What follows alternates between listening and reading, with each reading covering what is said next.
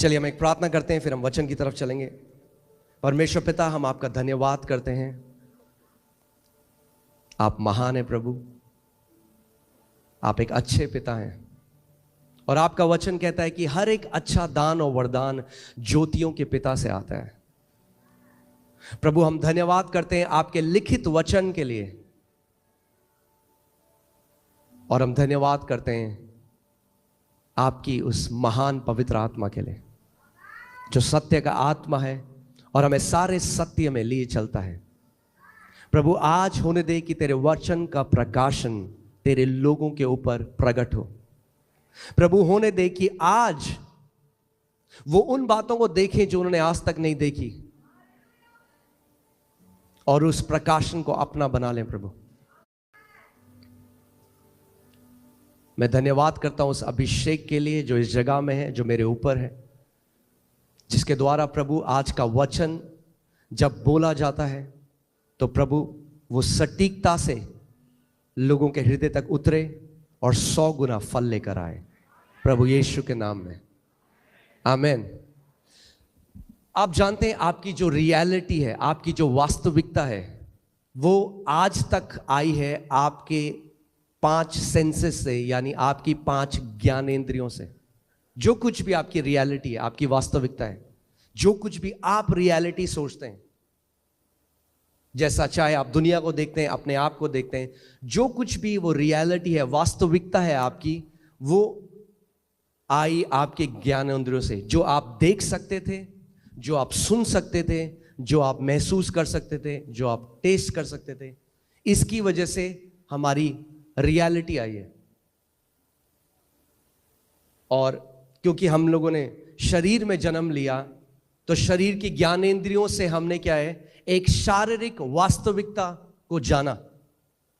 मगर दिक्कत यह होती है कि जब हम आत्मा से जन्म लेते हैं, यूहन्ना 3 में प्रभु यीशु मसीह ने कहा जो शरीर से जन्मा है वो क्या है, शारीरिक, और जो आत्मा से जन्मा है वो आत्मिक है।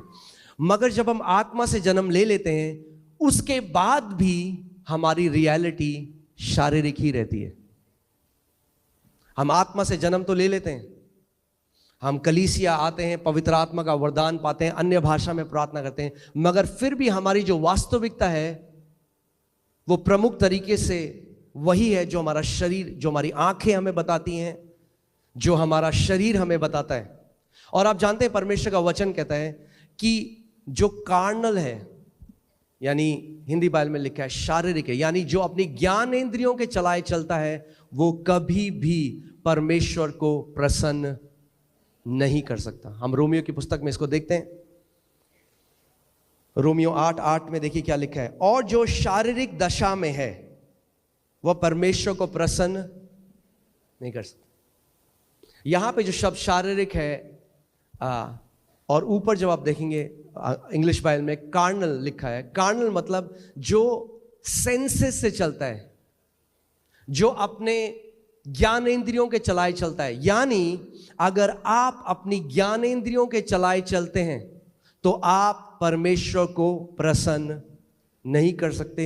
जितना मर्जी उपवास रखना है रख लो, जितनी मर्जी प्रार्थना करनी है कर लो, मगर अगर शरीर की ज्ञानेंद्रियों के द्वारा चलोगे तो परमेश्वर को प्रसन्न नहीं कर सकते।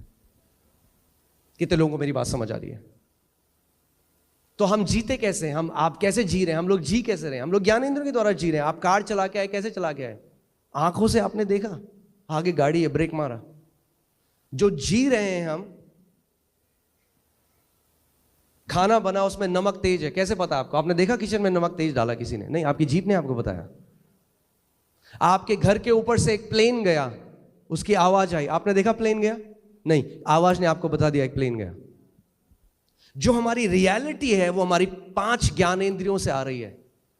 तो इस पृथ्वी में जीने के लिए हमें ज्ञानेंद्रिय की जरूरत है, मगर आप आत्मा भी हैं।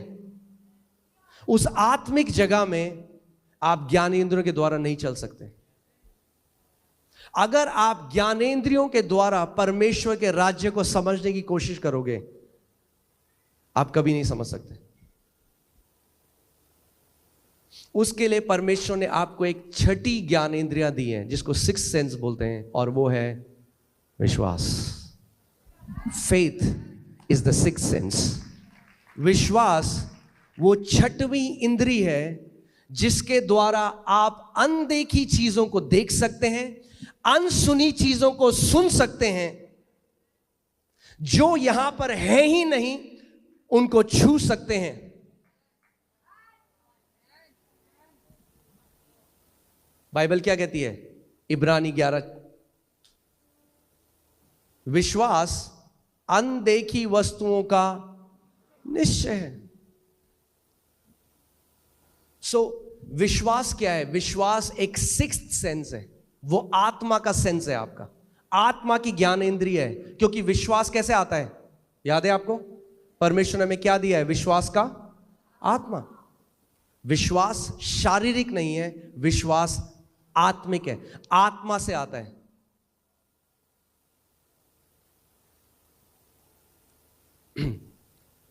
कितने लोग यहां पर विश्वास करते हैं कि प्रभु यीशु मसीह क्रूस पे गया और तीसरे दिन मुर्दों में से जिंदा हो गया? ओके, कितने लोगों ने देखा उसको जाते हुए क्रूस में? नहीं देखा आपने? कितने लोग यहां मानते हैं कि उनका नाम जीवन की पुस्तक में लिखा गया? अपना हाथ को दिखाते हैं। क्या पढ़ा है आपने अपना नाम जीवन की पुस्तक में? आप समझ रहे हैं मैं क्या कह रहा हूं? हमारा उद्धार भी विश्वास, जो ज्ञान जो आपने नहीं देखा उस पर विश्वास करके हुआ।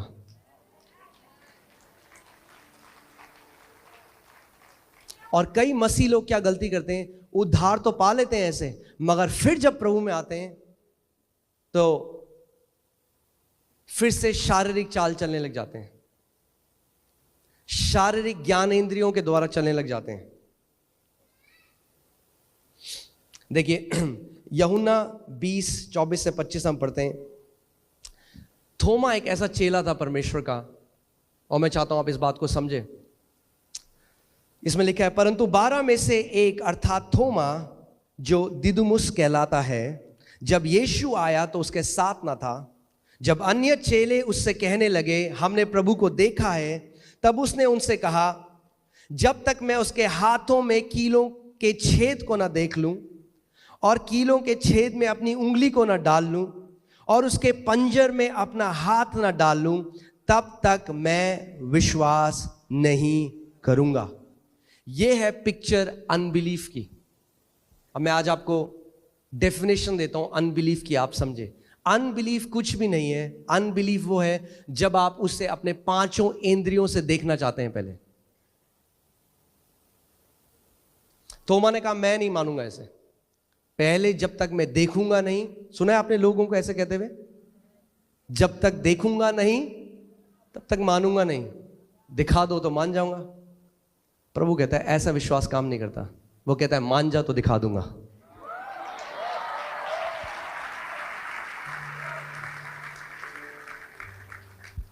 विश्वास, फेथ कैन ट्रांसेंड टाइम। विश्वास जो है, ये जो आपकी ज्ञानेंद्रिय है, ये समय में पीछे जा सकता है। समय में पीछे जाता है आपका विश्वास, और आपके अंदर उस निश्चय को लेके आता है कि प्रभु यीशु मसीह क्रूस पे गया। समय में पीछे जाता है। अनदेखी वस्तुओं का वो प्रमाण है। आपको प्रमाण देता है कि प्रभु यीशु मसीह क्रूस में गया। आपको प्रमाण देता है कि वो तीसरे दिन मुर्दों में से जी उठा। आपको प्रमाण देता है। परमेश्वर का वचन हमें एक कहानी बताता है, नंबर्स गिनती की किताब 13 में, और बाइबल बताती है कि परमेश्वर ने पहले से इजरायलियों को कहा कि मैंने तुम्हें कनान का वो देश दे दिया है, मैं दे चुका हूं। ध्यान से सुनिएगा इस बात को। इसीलिए परमेश्वर की वास्तविकता और हमारी वास्तविकता अलग है। और अगर आप चाहते हैं कि आपके साथ वो हो जो परमेश्वर चाहता है, तो अपनी वास्तविकता को परमेश्वर की वास्तविकता के अधीन ले आइए।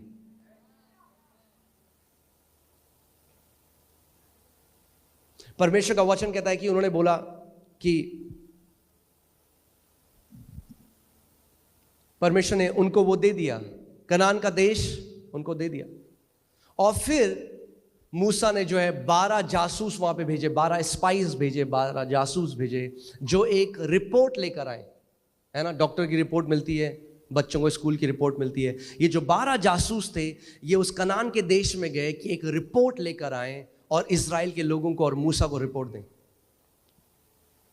और 40 दिन वहां रह के उन्होंने देखा सब कुछ। और बाइबल बताती है 10 जो उसमें जासूस थे, बाइबल कहती है वो ईविल रिपोर्ट लेकर आए, एक विकेड रिपोर्ट लेके आए।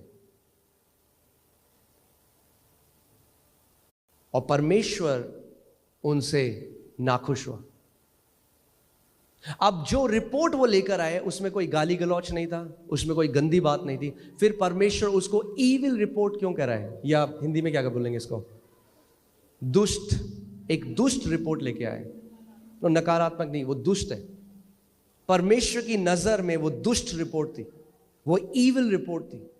जबकि उन्होंने कुछ भी ऐसा गलत नहीं बोला, पर उनकी रिपोर्ट किस पे थी, अपनी ज्ञानेंद्रियों में। उन्होंने कहा ये जो दानव है वहां पर इतने लंबे और चौड़े हैं, हम तो इनके सामने टिड्डी जैसे हैं। वो भूल गए परमेश्वर ने क्या कहा था। वो अपनी ज्ञानेंद्रियों की तरह चलने लग गए। और जब वापस आए तो एक ईविल रिपोर्ट दी। और बाइबल कहती है परमेश्वर बहुत अप्रसन्न हुआ उनसे।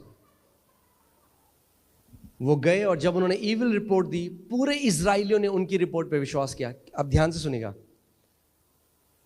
हर एक व्यक्ति जो शारीरिक है नेगेटिव रिपोर्ट जल्दी मानता है पॉजिटिव रिपोर्ट के। एक कहावत है इंग्लिश में, उसमें लिखा है जब सत्य जो है कपड़े ही बदल रहा हो जाने के लिए, जो झूठी खबर है वो पूरी दुनिया घूम के आ जाती है।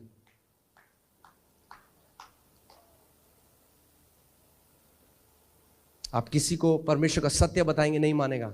आप कोई नेगेटिव न्यूज दो, पूरी फैल जाएगी, हर जगह, सब जगह फैल जाएगी।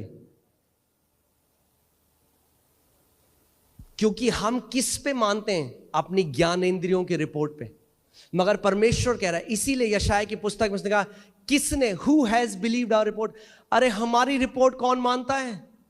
क्योंकि जो हमारी रिपोर्ट मानता है, परमेश्वर का वचन कहता है मेरा भुजबल उसके जीवन में प्रकट होता है।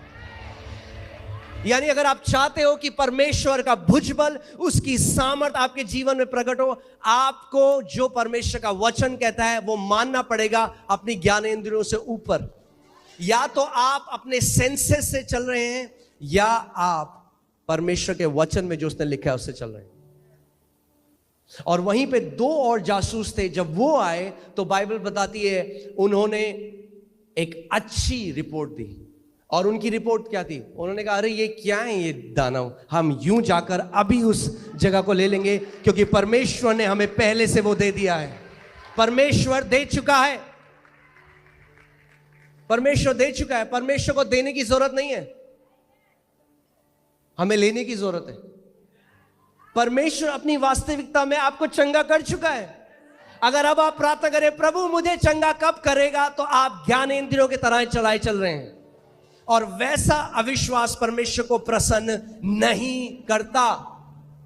2 कुरिन्थियों 5:7 में लिखा है क्योंकि हम आंखों देखी बातों पर नहीं बल्कि विश्वास पर चलते हैं। आप जानते हैं विश्वास का सबसे बड़ा जो दुश्मन है वो आपके 5 सेंसेस हैं, आपकी 5 ज्ञानेंद्रियां हैं। किसी का शरीर है उसमें एक ग्रोथ हो गई, डॉक्टर ने कहा कैंसरस है, उसने वचन पढ़ा यशायाह 53:5 और उसमें लिखा है उसके कोड़े खाने से हम चंगे हो चुके हैं। ना वो मुंह से तो बोलते हैं कलीसिया में आके, मगर क्या है, एक लड़ाई है ज्ञानेंद्रियों में और विश्वास के बीच में। और जिसकी बात को वो मानेंगे वही जीतेगा। वैसे ही जैसे इजरायलियों ने 10 जो जासूस थे उनकी खबर मानी। अगर आप आज यहां पर आए हैं और डॉक्टर ने आपको एक नेगेटिव रिपोर्ट दी है, एक लड़ाई है 2 रिपोर्टों के बीच में, एक लड़ाई है। डॉक्टर की रिपोर्ट जो कहती है आपके पास कुछ ही महीने हैं जिंदा रहने के लिए, और परमेश्वर की रिपोर्ट जो कहता है उसने कोड़े खाए और उसके कोड़े खाने के द्वारा तुम चंगे हो चुके हो। और ये दोनों रिपोर्टें विपरीत हैं, एक दूसरे के बिल्कुल उल्टी बातें बोलती हैं। डॉक्टर की रिपोर्ट जो कह रही है वो झूठ नहीं बोल रहा, उसने चेक किया आपका ब्लड, माइक्रोस्कोप के अंदर देखा उसको, मगर वो रिपोर्ट कैसे आई? ज्ञानेंद्रियों के द्वारा। मगर इस आयाम में ऊपर एक आयाम है जो यहां को चीजों को बदल सकता है, और वहां के आयाम की एक रिपोर्ट कहती है कि जब तू पैदा भी नहीं हुआ था तो मैंने तेरे लिए कोड़े खाए, ताकि मेरे कोड़े खाने के द्वारा तू चंगा हो गया है। अब प्रभु कहता है तेरे ऊपर है, तू किस बात पे विश्वास करेगा? जो तेरी ज्ञानेंद्रियां तेरे को कहती हैं, दिल्ली का बेस्ट डॉक्टर कहता है, या मेरा वचन जो तेरे को कहता है? हर समय हमारे पास एक चॉइस है, निर्णय करना है कि हम शारीरिक जो हमारी आंखों ने देखा, जो कानों ने सुना, क्या हम उस पर विश्वास करेंगे, या जो परमेश्वर के वचन बोलता है उस पर विश्वास करेंगे। इसीलिए बाइबल कहती है शरीर पर मन लगाना मृत्यु को लेकर आता है। कहते कहां किया प्रभु ने हमें? अगर प्रभु ने किया होता तो ट्यूमर क्यों है? सो हम सत्य को कैसे आंक रहे हैं? अपनी ज्ञान इंद्रियों के द्वारा।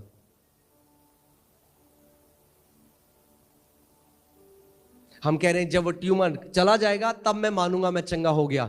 प्रभु कह रहा है तू मान, तू चंगा हो गया, वो ट्यूमर चला जाएगा।